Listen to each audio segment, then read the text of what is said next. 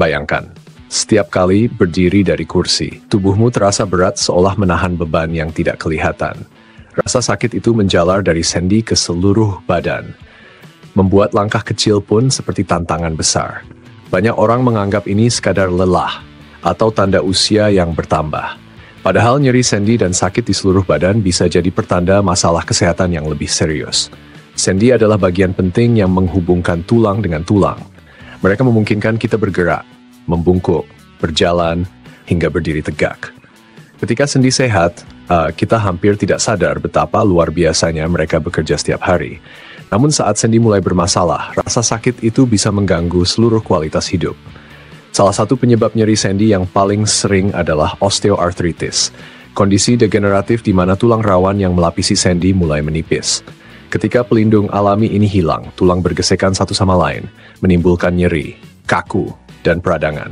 Tidak hanya itu, aktivitas sederhana seperti berdiri dari duduk, naik tangga, atau berjalan sebentar bisa menimbulkan rasa sakit yang hebat.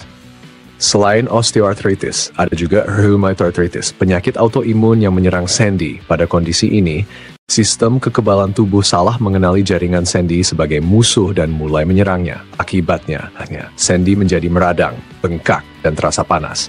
Nyeri bisa muncul di banyak sendi sekaligus, membuat tubuh terasa lelah menyeluruh.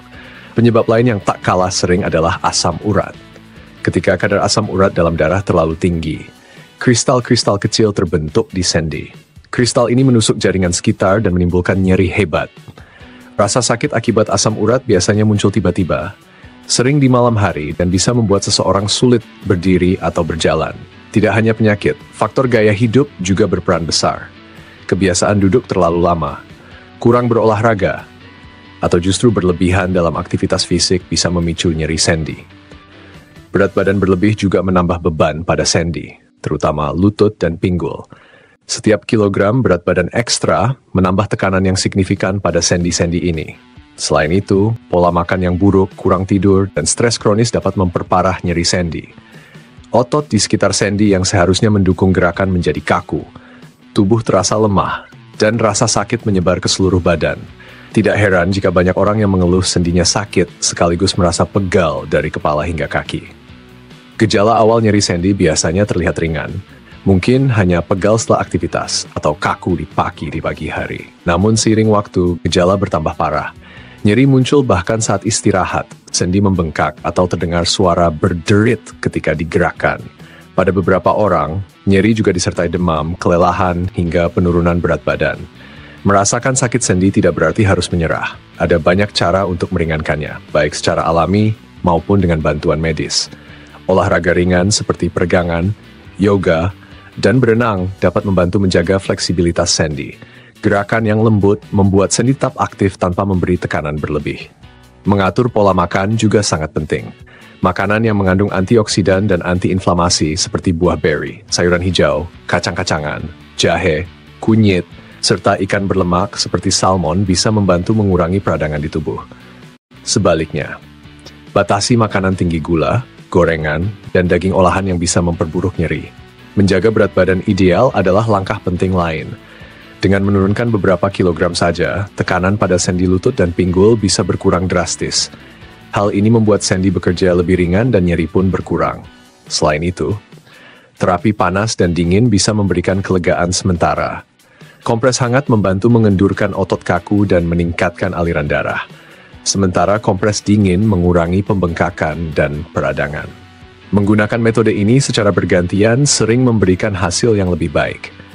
Jika nyeri sudah sangat mengganggu, obat antiinflamasi non-steroid bisa membantu mengurangi rasa sakit dan bengkak. Namun penggunaan obat-obatan sebaiknya tetap di bawah pengawasan dokter, karena ada efek samping yang perlu diperhatikan. Bagi sebagian orang, terapi fisik juga bermanfaat. Fisioterapis dapat mengajarkan latihan khusus yang memperkuat otot di sekitar sendi, meningkatkan fleksibilitas dan memperbaiki postur tubuh.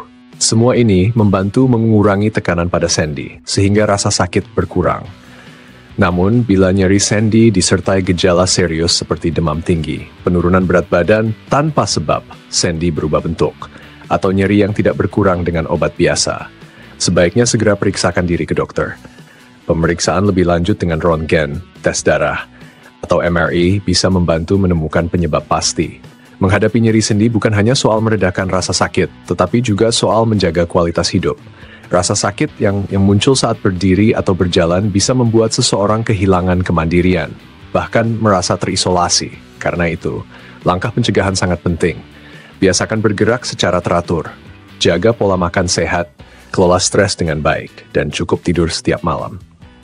Tubuh kita memiliki kemampuan luar biasa untuk memperbaiki diri, asalkan diberi kesempatan dengan gaya hidup yang tepat. Ingat, sendi adalah fondasi setiap gerakan. Menjaganya tetap sehat berarti menjaga kebebasan kita untuk bergerak, berjalan, bekerja, dan menikmati hidup tanpa rasa sakit.